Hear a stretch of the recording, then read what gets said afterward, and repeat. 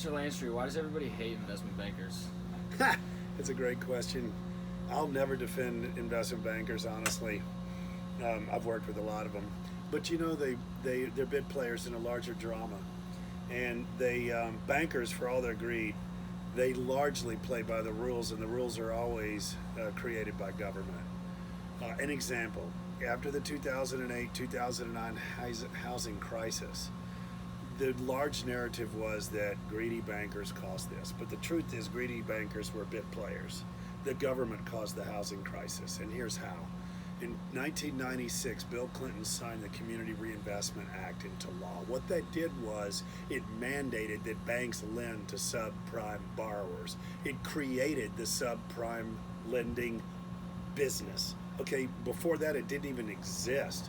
Loans weren't available to these subprime borrowers because they were high risk.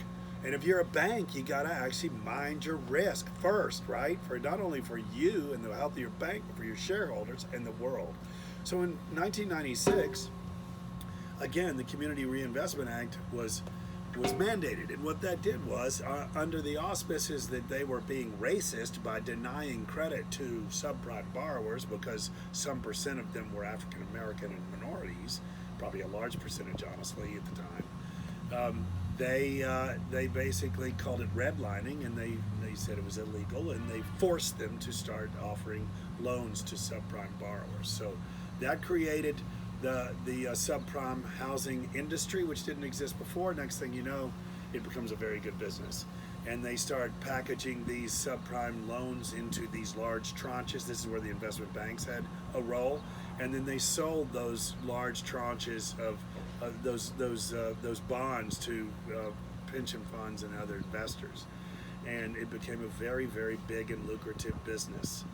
These loans eventually evolved to where they didn't even require proof of that you had a job. They were called no-doc loans. And in some cases, they could get a loan 120% of the value of the home.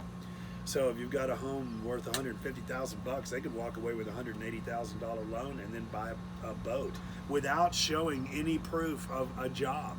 So that's where it evolved. But without the Community Reinvestment Act, it never would have happened. And then there's Fannie and Freddie. Fannie and Freddie are the federal government's housing agencies that are basically mortgage banks. They guaranteed these loans so that if you're a banker and you're a buyer of these loans, there was no risk. Why? Because they were guaranteed by the government. So it set off an orgy of lending, and then next thing you know, we have a little bit of a hiccup in '08.